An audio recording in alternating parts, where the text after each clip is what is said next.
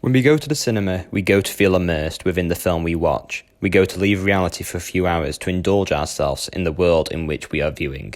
Cinema has changed drastically for many years now. There's been the introduction of sound, colour, and more recent technologies like the introduction of 3D film.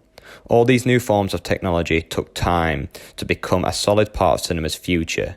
Some even failed in their attempt to take over, becoming a unique way of watching film. A prime example of this failure is the introduction of 3D films in 1920. The Power of Love, now being lost in its history, was the first film to introduce such an advancement.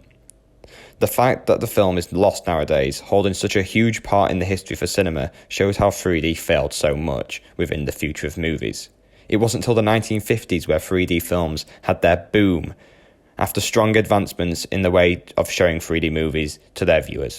Within this video essay, we will look at the advancements of a form of technology which has been developing for some time and will be for many years onwards. The technology has impacted many forms of entertainment. However, we will specifically be looking at films and documentary films using interactive narrative expert Sandra Gudenzi's theory on interactive documentary as a thesis. Interactive media is huge at the minute. Facebook's recent announcement on their rebranding of the name Facebook to Meta is a key part in how this new form of interactive media will change. In Facebook's announcement livestream they conducted on October 29th, 2021, CEO Mark Zuckerberg mentioned how anyone could bring things from the physical world into the metaverse, and then goes on a list to list all the possibilities, mentioning movies as a key part. This alone is already an impactful way of watching cinema. A huge name like Facebook, with around 2.9 billion monthly active users, just shows the impact it will have on a huge audience. Interactive media, just like Meta, have been around for a long time before this announcement. Online game, Second Life, has had a huge impact on the virtual market since its release by Linden Lab in 2003. The game works the same way as Meta does. Players have their own virtual character and can interact online with other characters within a fictional world. The huge change came in 2006 when Channel 4, along with other TV channels, announced that they would join in Second Life to stream shows within the virtual world. The update would let players install small or large screens into their worlds to watch live TV along with their friends. Players soon made their own worlds which allowed them to stream movies onto the game, some creating worlds such as Drive-In Cinema and Film Threat, which would show 24/7 movies on a big screen for others to come in and enjoy. This, looking back, was a huge for cinema, both good and bad. It was making less people go to the cinemas and watch films as they could watch them from the comfort of their own homes with others. But it was also a huge advancement in how films could be watched in theatres within the future. 2017 saw the release of another virtual reality game, going by the name of VR Chat. The game was the same as Second Life, but VR Chat worked on a much better game engine and with more advanced technology. This, just like Second Life, blew up in popularity, and with the now evolved social media like Twitch and YouTube, people online would be able to watch others play this and would want to get involved. VR Chat has also allowed for films to be watched within the world. So where does this virtual reality aspect move from here within cinema?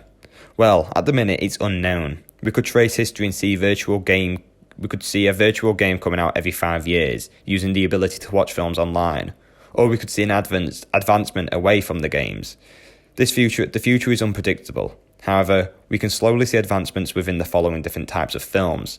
Advancements which have had impacts on the way films and media is watched. Documentaries.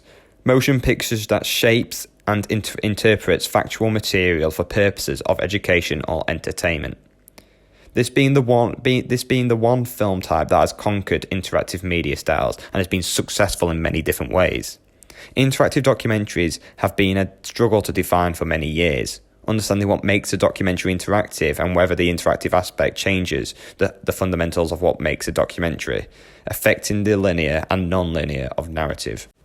Sandra Gudenzi, expert in interactive narrative, gave her own definition on interactive documentary. She said, "The strength of interactive documentaries is to position us within the reality that they want to portray, giving us a social and political role that we then have to negotiate by ourselves."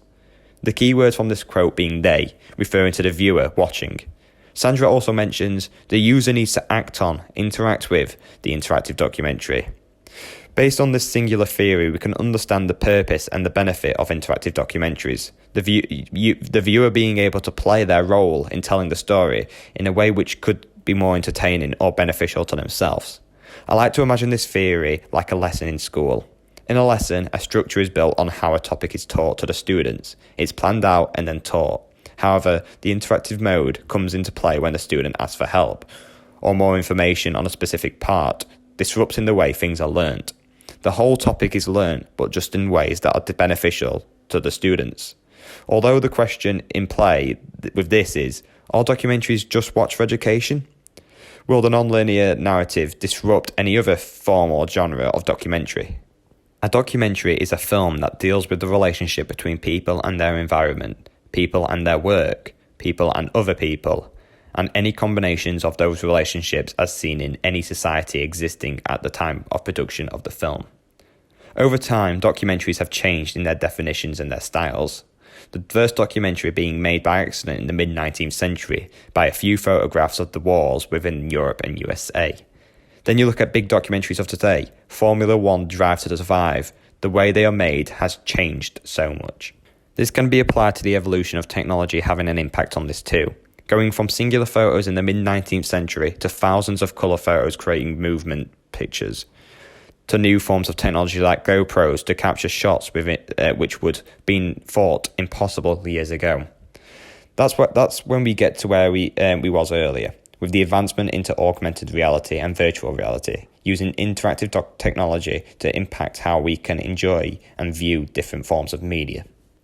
Now, it would be impossible not to mention the release of Black Mirror Bandersnatch in 2018, releasing on the Netflix streaming platform. This form of interactive film would allow the user to create their own story by choosing different options in key moments of the narrative. Small things like what cereal to choose for breakfast, and then bigger things like choosing to jump off a building or not. This form of film is interesting with all the possible different endings. It allows the user to create their preferred ending, but also rewatch to see the alternate possibilities. Bandersnatch was a revolutionary change for Netflix, especially being a part of Black Mirror, a huge show on Netflix. The streaming platform element of this advancement is what stands out as to why this was such a huge success. Viewers could enjoy the interactivity in the comfort of their own homes. The accessibility of the film was easy. Netflix in 2018 had 139.25 million active subscribers. Streaming platforms have been a threat to cinema for many years and will do for many more, Disney Plus being a prime example in recent years. The interactivity of this one show had the whole world talking about it. It was new and exciting. However, this form of interactivity had been slower than expected after the release of Bandersnatch in 2018. In 2019, we saw You vs. Wild starring Bear Grylls as we decide his journey through the wilderness. Although this was the last big hit for the type of market, no recent films have stand out since. Virtual reality is a much more challenging form of technology to adapt to our culture. When it comes to movies, we all imagine going to the cinema. It's always been the unique selling point for films. The thought of virtual reality in cinemas seems impossible or out the ordinary. So, telling anyone to name a VR film would be quite the task. They exist, but aren't known. This is due to access. In 2021, a fully 360-degree film titled Junior was released. The documentary was focused on the training camp for the upcoming boxing fight between Eubank Jr. and Arthur Abraham. The documentary released onto Facebook with its new 360-degree mode and gained 400,000 views during its live stream. As mentioned, access to these films are what caused them to not be successful. Many require a headset to be able to watch these films, and most require the patience to sit and enjoy. Martin Percy, a new media filmmaker, describes his views on interactive documentary. You could show these films on a regular TV without losing something essential. Percy brings up a great point about how interactive films will struggle to make an impact. Tackle the accessible factor first. Now we've investigated the technological side to interactivity, it's important to guide ourselves into another side of interactivity. As mentioned earlier, Netflix Bandersnatch followed a side of interactivity using the viewer using the remote to navigate the story by selecting different options to guide their story. Well, this form of interactivity has been a part of documentary film. 2008 documentary Journey to the End of Coal, directed by Samuel Bollendorf and Abel Segretin, showcased Chinese coal miners who were risking their lives to keep themselves and their families alive. The documentary allowed users to navigate their way around the coal site by clicking buttons to go to different places and to talk to other people. This form of documentary is just like Bandersnatch. We choose how we want the story to flow. When I gave this documentary a look, I found some of the people I met, I engaged with, and they mentioned parts and what I wanted to know more of. So I would find myself going off trail to search for this information. This, for myself, made the documentary more engaging. I got to choose what I saw. It felt as if I was there. Using this as an example, I can refer to Sandra Guenzi's theory. The strength of interactive documentaries is to position us within the reality they want to portray, give us a social and political role that we then have to negotiate by ourselves. This documentary did just that. We, the viewer, positioned ourselves within the reality as we were given the freedom to do so. And as a result, this freedom let us learn the narrative in a way that gave us a political and social view. This is an interesting way of documenting film. The interactivity allows for that freedom, just like I compared to a classroom-like environment. We've also seen this style of interactivity work for drama films like in Bandersnatch. This form of interactivity is perfect for educational purposes.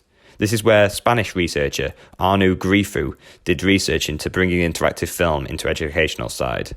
Grifu concluded, in relation to education, non-linear narrative could be a possible solution to increase student motivation, which was concluded based off how this interactive film gave students the ability to have more freedom and allow for communications with others while taking part. Now we've investigated the current form of technologies, we need to get an understanding for where this media could take us. As I mentioned, this is impossible to predict. The future is always changing, and anything we do predict could be far off. Looking back at Sandra Guenzi's theory for interactive documentary, the strength of interactive documentary is to position us within the reality that they want to portray, giving us a social and political role that we have to negotiate by ourselves. We can see that putting ourselves into the reality as much as possible to gain what the directors want us to experience in the way in which things are maybe moving. Facebook is a prime example of our future. The upcoming release of Meta into our culture is affecting everything from work to film. In an interview with Mitch Kapor, founder of Lotus Development Corporation, he spoke about the evolution of interactive workspaces. If you do the math, the cost savings to do meetings virtually at a distance instead of putting people on planes is enormous. I see the casual change from 3D cameras, body language, more realistic interactions to make virtual worlds more useful, not just for people who want to explore a different identity. This was something we saw in the Meta announcement, looking into how virtual worlds will be changed, and has done due to the effects of COVID-19, just like with the introduction of Zoom and Teams. In conclusion, interactive media has had a slow but huge impact on our way of enjoying entertainment, in terms of education, but also in entertainment too. The future being unpredictable is true, but what we do have from it, it's not wrong to say that the future is also bright.